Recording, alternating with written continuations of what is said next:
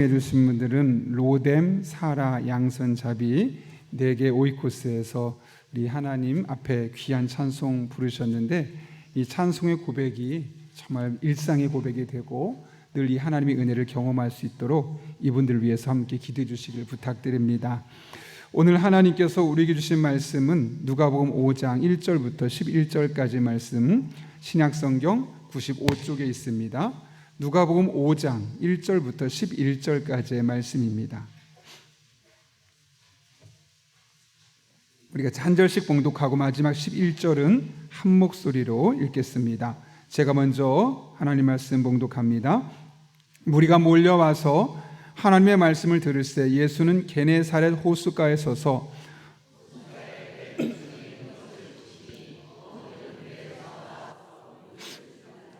예수께서 한 배에 오르시니 그 배는 시몬의 배라. 육지에서 조금 떼기를 청하시고 앉으사 배에서 무리를 가르치시더니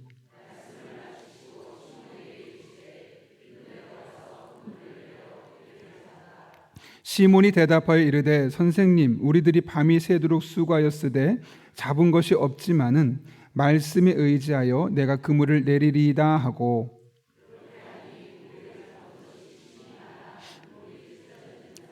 이에 다른 배에 있는 동무들에게 손짓하여 와서 도와달라 하니 그들이 와서 2배 채움에 잠기게 되었더라.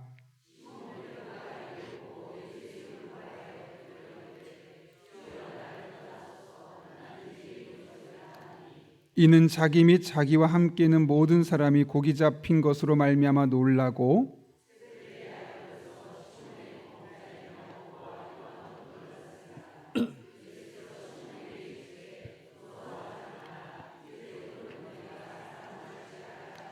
같이 읽습니다.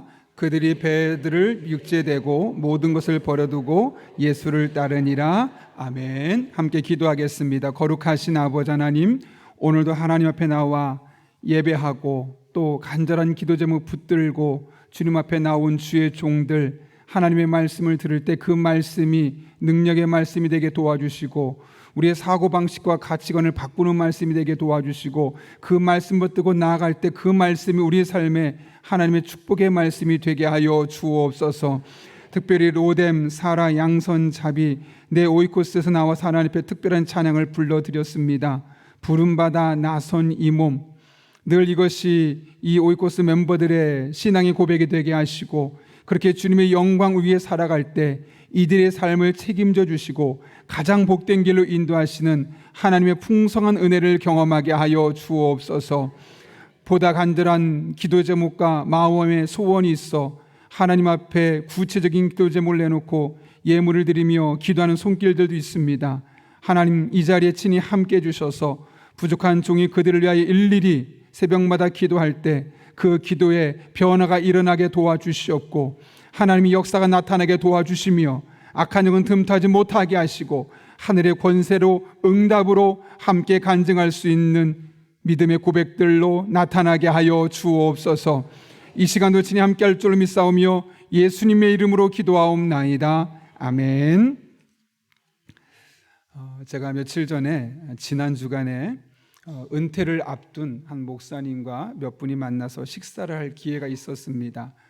그분이 최근에 건강을 어떻게 회복하고 있는지, 또 몸이 아팠을 때 어느 병원을 가야 할지 다양한 면의 이야기를 나누었는데, 마지막에는 이제 올해 은퇴하게 되는데 은퇴하고 나서 전도를 할 수 있는 그런 프로젝트를 만들고 있다라고 그런 이야기를 하는 겁니다. 그런데 그분과 여러 이야기를 나누고 있었는데 가장 눈빛이 초롱초롱해지고 가장 목소리에 힘이 들어가고 즐거웠던 순간은 몸이 나았을 때, 내가 몸이 이만큼 좋아졌다, 병원을 추천해 줄 때 사역 이야기할 때가 아니라 은퇴하고 난 이후에 내가 준비하고 있는 사역이 무엇이다 라고 있는 그 이야기를 할 때 가장 눈빛이 살아있고 가장 목소리에 힘이 실려있는 것을 볼 수 있었습니다. 왜냐하면 대부분 은퇴하면 모든 것이 끝났다고 생각하고 내가 더 이상 이제 하나님께 쓸모없는 존재가 되는 것은 아닌가, 그런 마음을 가질 수도 있는데, 내가 은퇴한 이후에도 하나님을 위해 쓰임받을 수 있구나, 그 마음이 너무 설레는 것이 그 눈빛에 또 입술의 메시지에 담겨 있었습니다. 우리가 사실 평상시에는 하나님께 쓰임받을 수 있다는 것이 그렇게 크다는 것을 인지하지 못합니다. 그러나 갑자기 병이 들어서 더 이상 내 몸을 내가 자의적으로 움직일 수 없는 상황에 처하게 될 때, 혹은 내가 그 일을 하고 싶어도 은퇴를 해서 그곳에서 나를 불러주지 않을 때, 그럴 때는 내가 하나님을 위해 쓰임받을 수 있다는 것이 얼마나 귀하고 복된 것이 그제서야 깨닫게 됩니다. 바라기는 우리는 아무것도 할 수 없을 때 하나님께 쓰임받는 것이 복되구나 라고 깨닫는 것이 아니라, 지금 쓰임받을 수 있을 때, 지금 능력 있을 때, 지금 일할 수 있을 때 하나님께 쓰임받는 기쁨을 경험하는 저 여러분 될 수 있기를 예수님의 이름으로 축원합니다. 오늘 본문의 말씀은 그렇게 하나님을 위해 쓰임받기 위해 부르심을 받고 있는 베드로와의 사명을 받는 장면을 우리에게 설명하고 있습니다. 특별히 오늘 본문 10절의 말씀 보면 베드로를 향해서 예수님께서 이렇게 말씀하십니다. 이제 후로는 네가 사람을 취하리라. 예수님께서 베드로를 부르시는 장면은 마태, 마가, 누가 이 세 복음서에 나와 있습니다. 그런데 오늘 본문에는 사람을 취하리라 라고 되어 있는 이것이 마태복음과 마가복음에는 우리가 잘 알고 있는 사람을 낚는 어부가 되리라 라는 표현으로 되어 있죠. 중요한 것은 이렇게 예수님께서 베드로에게 너는 이제 사람을 취하는, 사람을 낚는 어부가 될 것이야 라고 말씀하셨을 때 베드로의 반응입니다. 어떻게 반응하고 있죠? 우리 한번 11절 말씀 읽어볼까요? 시작. 그들이 베드로를 육지에 대고 모든 것을 버려두고 예수를 따르니라. 아멘. 여기 보게 되면 본문에 베드로가 예수님을 따랐다고 이야기합니다. 여러분, 이 같은 베드로의 결정에 대해서 여러분은 어떻게 생각하십니까? 예수님이 부르셨으면 당연히 따라가야지 라고 생각하십니까? 그런데 이것은 베드로의 입장이 되어보면 결코 쉬운 결정은 아니었습니다. 평생 해온 일이 뭡니까? 물고기 잡는 것이 전부였습니다. 그런데 너 이제 지금부터 새로운 일을 해야 돼. 그런데 그것은 지금까지 경험해보지 못했던 사람을 낚는, 즉 사람과의 관계 속에서 되어진 일이야 라고 말하는 겁니다. 더군다나 구체적으로 어떻게 하는 건지 설명도 하지 않으셨습니다. 또 그동안 그가 어부로서 벌어들였던, 또 어부로서 썼던 배를 다 버려두고 가야 하는 겁니다. 부모님과 아내까지 남겨두고 예수님을 따라가는 것. 여러분이 만약 베드로의 입장이었다면 너가 앞으로는 사람을 취하게 될 것이다 라는 말이 나를 부르셨구나 라는 기대감도 있지만, 그와 반면에 내가 놓고 가야 될 것, 포기해야 될 것, 버려야 될 것들이 너무나 많기 때문에 결단코 쉽지 않은 결정이었음을 우리는 볼 수 있는 것이죠. 그런데 오늘 본문은 베드로가 모든 것을 버려두고 따라갔다고 말합니다. 오늘 성경에는 모든 것을 버려두고 따라갔다고 그러죠. 마태복음과 마가복음은 곧 따라갔다고 말합니다. 무슨 말이냐면 오래 고민하지 않았다는 거예요.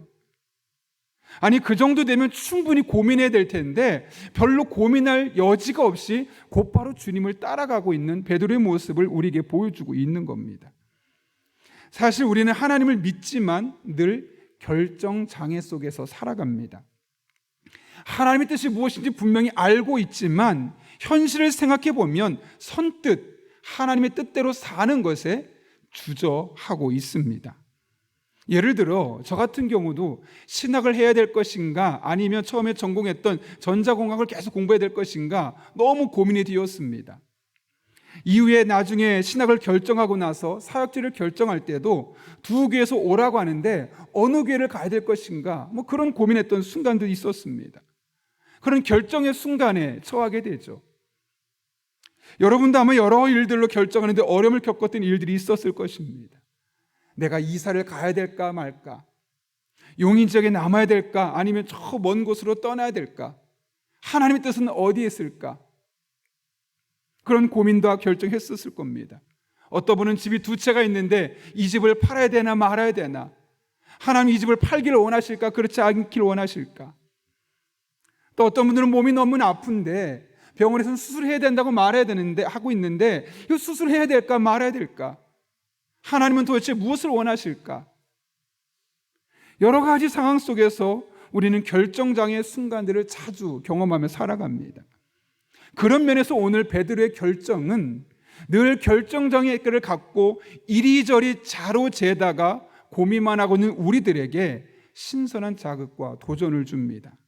여러분, 도대체 베드로는 어떻게 이렇게 쉽지 않은 결정의 순간에 곧바로 모든 것을 버려두고 따라가기로 결정할 수 있었을까요? 바로 앞에 겪었던 한 가지 특별한 사건 때문에 그렇습니다. 지금 베드로가 이렇게 결정하기 전에, 예수님의 부르심을 받기 전에 바로 앞에 오늘 1절부터 9절까지 어떤 사건이 있었습니까? 예수님께서 게네사렛 호숫가에 오셔서 베드로의 배를 빌려서 그곳에서 하나님의 말씀을 전합니다. 여기 게네사렛이라는 호수가 나오죠. 구약에는 긴네렛으로 나오고, 신약에서는 여러분이 잘 아는 갈릴리라고도 나오고, 또 로마어로는 디베라라고도 불립니다. 이 네 가지 이름으로 불리고 있는 이 게네사렛 호수에서 예수님께서 베드로의 배를 타고 이제 말씀을 전하셨죠. 그런데 말씀을 마치신 예수님께서 베드로에게 좀 무리한, 좀 생뚱맞은 발언을 합니다. 그건 뭐냐면 깊은 데로 가서 그물을 던져 고기를 잡으라. 베드로가 보기에는 예수님의 이 말이 너무나 얼토당토하지 않습니다. 왜냐하면 2절을 보시면 그들은 이미 물고기를 잡고 나서 내일 쓸 그물을 씻고 있었습니다. 2절 보십시오. 호숫가에 배 두 척이 있는 것을 보시니 어부들이 배에서 나와서 그물을 씻는지라. 이미 물고기를 잡고 와서 오늘 작업을 마치고 내일 쓸 그물을 씻어내고 있는 중간입니다. 더군다나 5절을 보면 그들은 밤새도록 한마디도 잡지 못하고 돌아온 터였습니다. 이런 상황에서 예수님의 발언이 베드로가 보기에 어떻게 들렸을까요? 역시 예수님은 이 고기잡이를 잘 모르시는 것 같아, 이런 마음이 들지 않았겠습니까? 왜냐하면 베드로와 동료들은 평생 이 갈릴리 바닷가에서 배를 타고 물고기를 잡았던 전문가들입니다.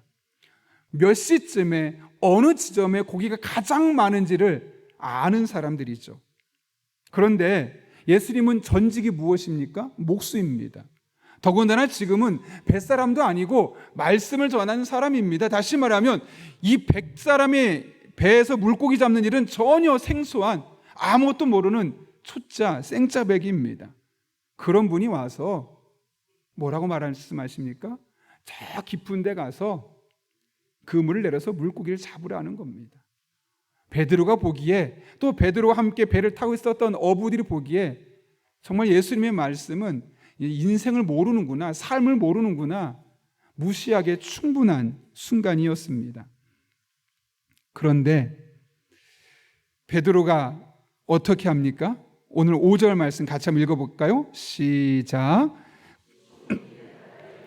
선생님, 우리들이 밤이 새도록 수고하였으되 잡은 것이 없지만은 말씀에 의지하여 내가 그물을 내리리이다 하고. 아멘. 뭐라고요? 그 바로 앞에 말이 중요해요. 우리들이 밤이 새도록 수고하였으되 잡은 것이 없지만은, 이게 무슨 말이에요? 한번 툭 던지는 거예요. 주님, 사실 우리가 밤새 해봤지만 그 쓸데없는 짓입니다 라고 한번 말을 깔고 나서, 그런데 당신이 말씀하시니까 그 말씀에 의지해서 한번 해보겠습니다 라고 이야기를 하고 있는 거죠. 여기 말씀에 의지해서 내가 그물을 내리겠습니다 라고 말하는데, 말씀에 의지한다라는 것은 원문을 보게 되면 말씀 바로 위에 라는 뜻을 갖고 있어요.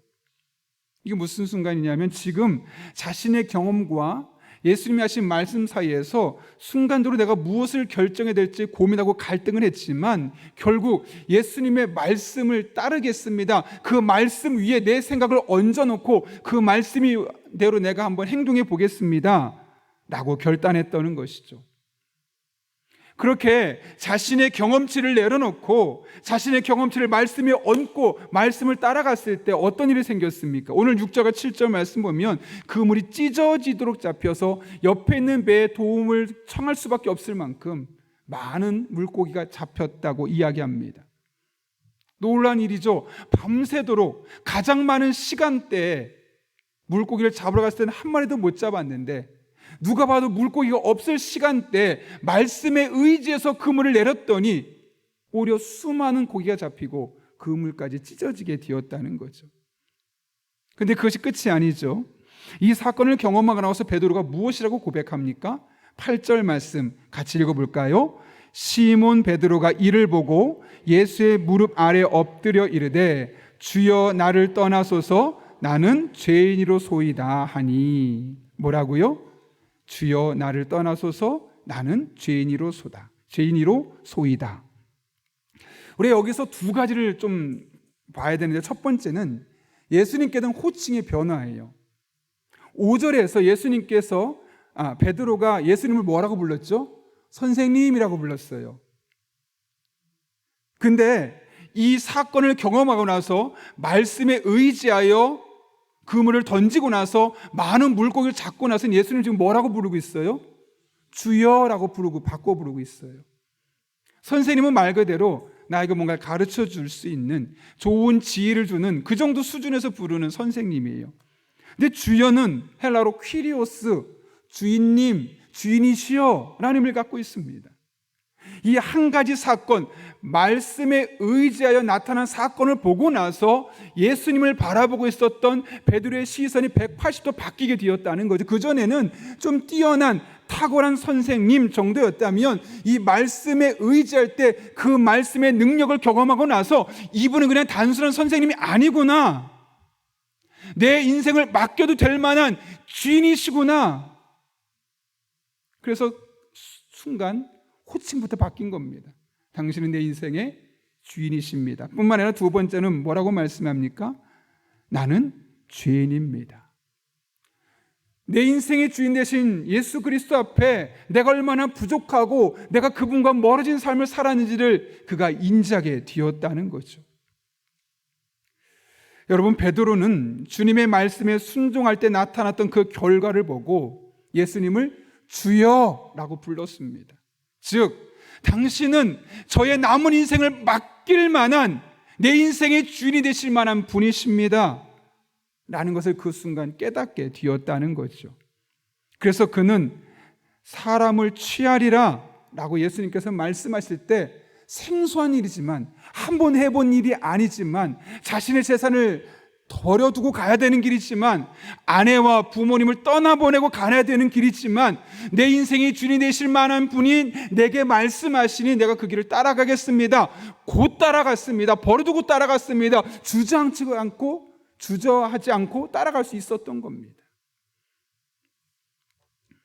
여러분, 베드로는 예수님을 자신의 인생의 주인으로 경험했고, 그분을 위해서라면 내 재산도, 나의 가정도, 내가 했던 모든 직업도 바뀌어도 상관없어 라는 마음으로 그분을 따라오기를 결단했습니다. 여러분은 예수님을 여러분의 주인으로 모실 만한 분으로 믿고 있습니까?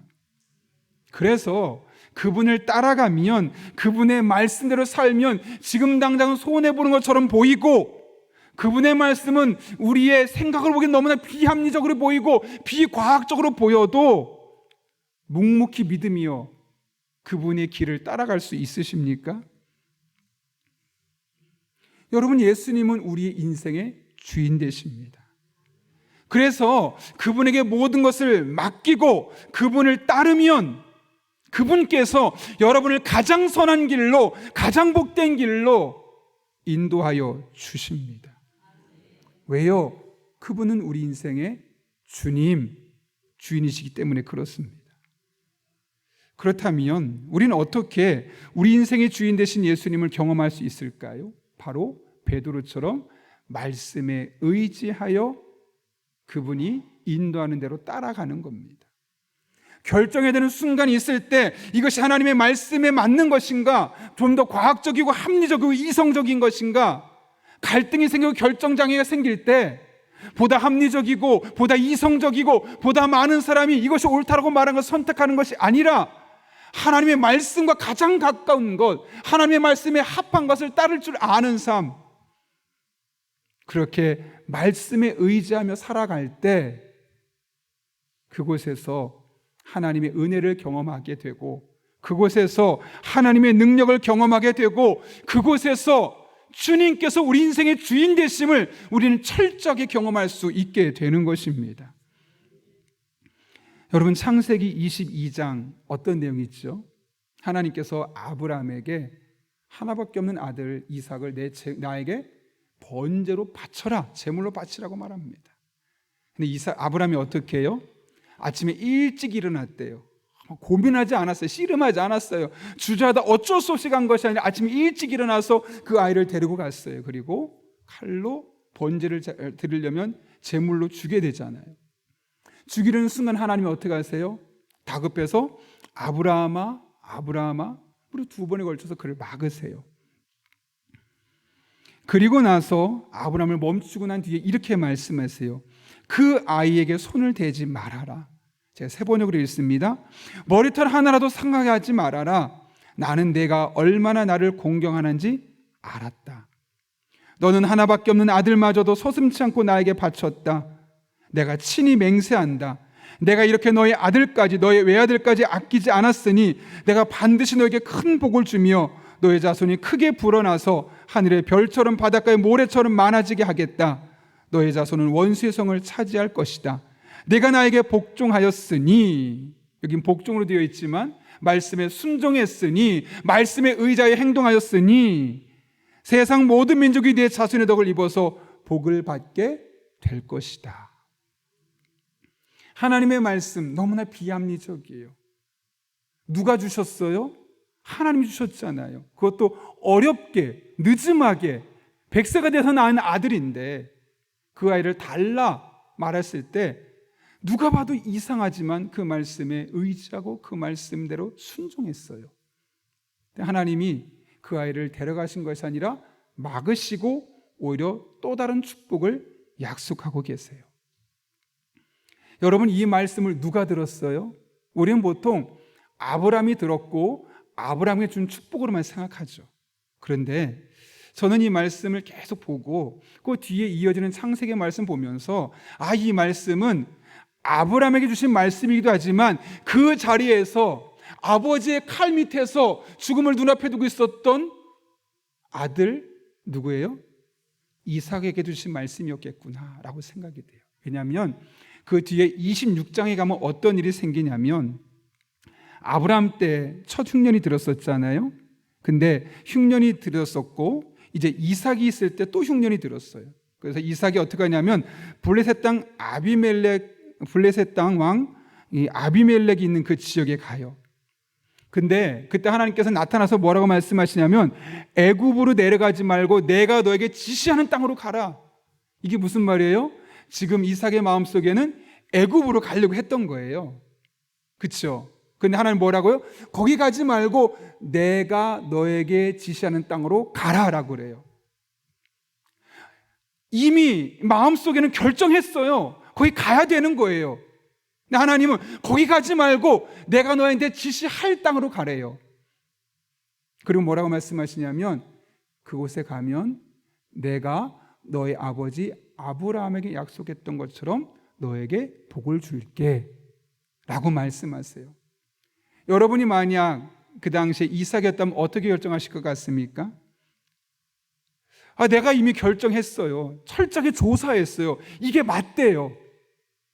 그리고 그 당시에는 가장 애굽이 좋아 보였어요. 흉년이 없는 좋은 땅. 왜냐하면 나일 강에 물줄기에 있었기 때문에 애굽 땅은 거의 흉년이 없었거든요. 그래서 그곳으로 갈 수밖에 없도록 다 결정이 되어 있는데 하나님 거기 가지 말고 딴 데 가래요. 고민이 되었겠죠. 어떻게 했을까요? 26장에 보게 되면 이삭이 거기 오래 거주했다 그래요. 근데 거주하고 나서 그 뒤에서 어떤 일이 있냐면 12절에 보게 되면 이삭이 그 땅에서 농사했는데 그의 100배나 얻었고 여호와께서 복을 주심으로 그 사람이 창대하고 왕성하여 마침내 거부가 되었다라고 이야기를 하고 있어요. 여러분, 이삭이 평생 무슨 일하고 살았죠? 목동이었어요. 양치기 하는 사람이었거든요. 그런데 농사를 처음 지었어요. 근데 몇 배라고요? 다른 사람들의 100배를 지었다. 100배의 수확을 얻었다는 거예요. 왜요? 하나님이 복 주셨기 때문이라고 말씀하고 있어요. 여러분, 이삭이 왜 하나님의 말씀에 순종했을까요? 분명히 자기가 딱 정해놓은 게 있는데 이리 보고 저리 판단해서 이것이 옳다라고 생각해놓고 결단해놓고 정해놓은 게 있는데 왜 하나님이 너 거기 가지 말고 딴 데 가라고 말씀했을 때 이 말씀에 의지하여 하나님이 말씀하신 곳으로 가게 되었을까요? 경험했던 거예요. 아버지가 하나님의 말씀대로 순종했을 때 어떤 일을 하시는지를 이미 창세기 22장에서 어린 이삭이 보게 되었던 거예요. 그러니까 나도 내가 아무리 잘 결정했고 아무리 완벽하게 계산해 놓고 내 마음에 이거야 라고 했어도 하나님이 여기다라고 말씀하시면 그 말씀을 의지해 살아가는 것이 가장 복된 것인 걸 스스로 깨달아 알았던 거예요.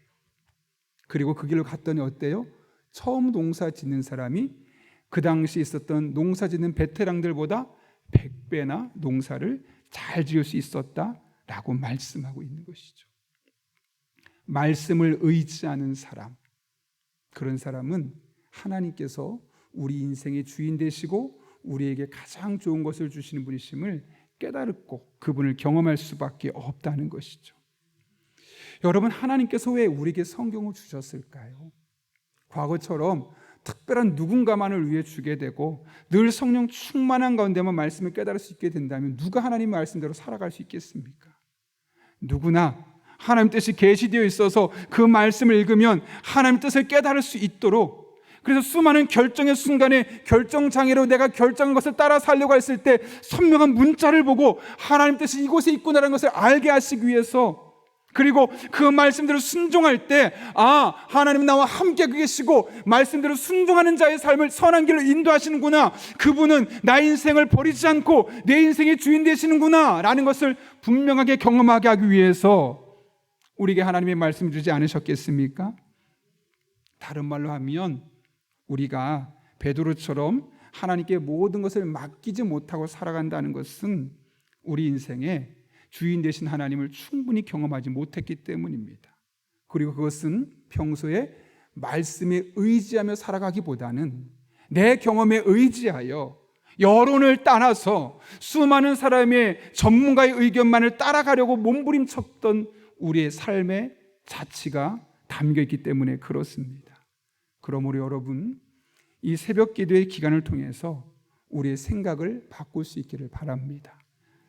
아무리 내가 보기에 가장 합리적이고 가장 옳은 것이고 모든 사람이 맞다고 하고 내가 그렇게 결정했다 할지라도 하나님 말씀이 아니라고 말씀하면 그 말씀을 따를 수 있는 저와 여러분 될 수 있기를 바랍니다.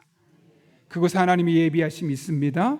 그곳에 하나님의 축복이 있습니다. 그곳에서 여러분의 인생의 주인 되시는 하나님의 은혜 손길을 경험할 수 있습니다. 그런 하나님 날마다 경험할 수 있는 저 여러분 될 수 있기를 예수님의 이름으로 축원합니다. 우리 함께 기도하겠습니다. 거룩하신 아버지 하나님, 오늘 베드로의 부르시는 장면을 통해서 말씀에 의지하며 살아갔을 때 인생의 주인 되신 예수님을 온전히 경험하게 되고 그분의 뜻을 따라 모든 것을 포기하고 곧 순종할 수 있었던 베드로의 모습을 기억하며 우리 또한 이 땅을 살아가며 하나님의 말씀에 의지하며 살아가는 주의 종들 되게 하여 주옵소서. 저 삶의 순간순간마다 말씀을 통해 은혜 주시고 말씀을 통해 복 주시고 말씀을 통해 가장 옳은 길로 인도하시는 우리 인생의 주인 되시는 주님 만나는 용인영락교회 성도들 되게 하여 주옵소서. 예수님의 이름으로 기도하옵나이다. 아멘.